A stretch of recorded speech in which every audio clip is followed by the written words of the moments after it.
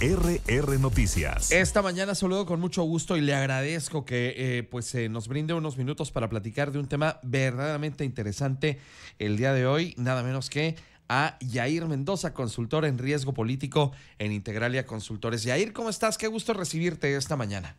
Hola, ¿qué tal? Muy buenos días a ti y a todo tu auditorio, a sus órdenes. Oye, vamos a platicar acerca de este reporte en materia de violencia política que ustedes han elaborado y me parece que tiene datos bien interesantes a propósito, pues evidentemente, de todo lo que se vivió durante este periodo electoral. ¿A qué conclusiones llegas?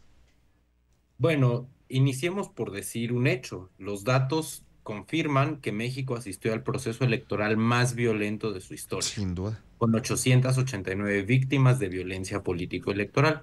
Si me permites solamente hacer una nota al margen para darle contexto a estas cifras, cuando hablamos de violencia política, estamos hablando de actos intimidatorios o intentos de violentar la seguridad física de las y los candidatos y personajes cercanos a ellos, como líderes partidistas, equipos de campaña.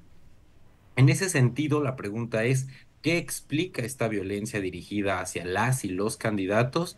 Y bueno, el primer atisbo que tenemos es que hay una clara búsqueda del crimen organizado por hacerse sentir en las elecciones y colocar sus intereses, su agenda y por supuesto sus candidatos en el territorio municipal, que es en el nivel de gobierno donde mayormente se concentraron las agresiones. Y esto es así porque el territorio, el gobierno municipal, es una fuente de ingreso importante para la actividad criminal, no solo porque accedes al presupuesto al poner un candidato que represente tu agenda o imponerle tu agenda a un candidato, Claro. sino porque también te permite actuar con mayor impunidad. Si tú y yo trabajáramos en una organización criminal, seguramente sería más fácil desplegar la extorsión en municipios donde nosotros controlamos la policía de dicho municipio que un municipio donde no.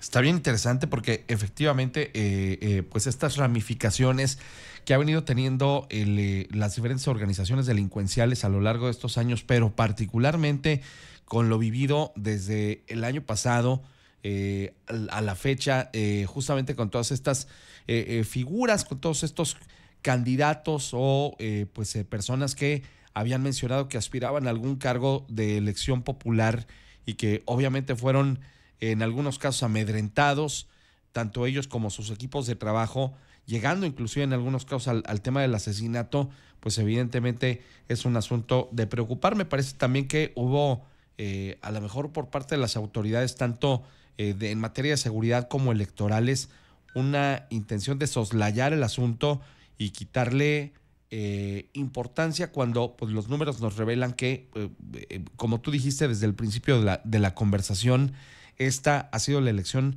pues con mayores índices de violencia de la que hemos podido ser testigos. Claro, en efecto. Y esta actitud que destacas del gobierno federal, me parece que es la idónea, es la lectura correcta. Por supuesto que el gobierno federal intentó disminuir o soslayar la importancia de este tema porque es un tema demasiado grande y complejo que no se puede resolver en el corto plazo. Entonces, lo mejor es minimizarlo.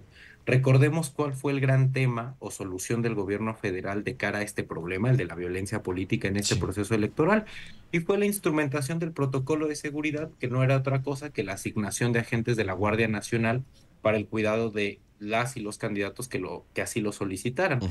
Es decir, pareciera que es un tema estrictamente administrativo y en realidad no. De lo que estamos hablando es de que hay grupos ilegales de la delincuencia organizada que están obteniendo gobiernos municipales. Insisto, porque es el nivel Claro, donde mayormente claro. se concentraron las agresiones.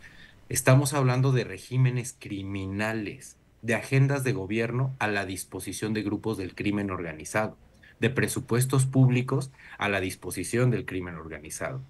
Pensemos en los presupuestos de obra pública que Desde de a luego. poco hemos ido registrando, que son los presupuestos que más le interesan a la delincuencia organizada.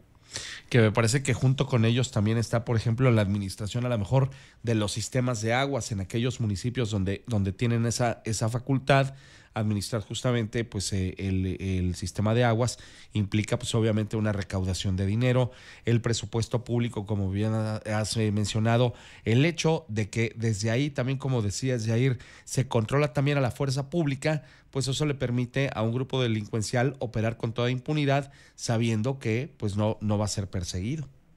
Claro, pero también están los transportistas ¿Cierto? y el sistema de recolección de basura, que es una red de inteligencia que opera todo el tiempo y todo el momento. Si deseas enterarte dónde pudieran estar alojados grupos criminales contrarios o dónde operan casas de seguridad Es que verdad. no pertenecen a tu organización, pues sin duda el servicio de recolección de basura es un mecanismo eficiente para recabar esta información. Si me permites, otra cosa aún más grave, como lo hemos visto en Guerrero, cuando grupos del crimen organizado se filtran en la actividad gubernamental, terminan intentando controlar incluso la distribución de alimentos, la carne, las tortillas, como lo vimos en Guerrero, Es pero verdad. también la venta de cerveza, de refrescos, de cigarros, como lo hemos visto en Zacatecas. Ujú. Y entonces termina ahí, obviamente, esta red delincuencial, pues obviamente cobrando una especie de diezmo de cada uno de estos productos, ya no solo de la droga en cuestión, sino que ahora pues diversifican sus operaciones y terminan cobrando, digamos, un impuesto paralelo al de las autoridades a cada uno de los productos que ya mencionaste. ¿Dónde se concentraron, de acuerdo al reporte de nuestros amigos de Integralia, las mayores agresiones políticas en lo que fue esta campaña? En Guerrero, Chiapas, Puebla y Michoacán son las entidades que mayor presencia de víctimas de violencia política tuvieron. Guerrero no debería sorprendernos. Guerrero lleva Claro. ya algún tiempo en un proceso de descomposición social que sin duda ha sido aprovechado por la delincuencia organizada para cooptar plenamente gobiernos en dicho estado. Lo mismo que Michoacán y Chiapas. Puebla, por el contrario, es una entidad que hasta muy recientemente ha venido manifestando este tipo de comportamientos, por lo cual deberíamos ya tener prendido un foco rojo en esa Sin entidad duda. federativa para evitar que se descomponga a la velocidad que lo ha hecho Chiapas o Guerrero. Considérese que Puebla es una entidad relativamente cercana al centro del país. Claro, tienes toda la razón. Oye, Yair, pues qué interesantes datos ha arrojado justamente este reporte en materia de violencia política sobre lo vivido justamente en el periodo electoral que comenzó el año pasado y que hemos vivido justamente el punto culminante este pasado 2 de junio. Yair, ha sido un gustazo platicar contigo. Gracias por compartir estos datos con nosotros.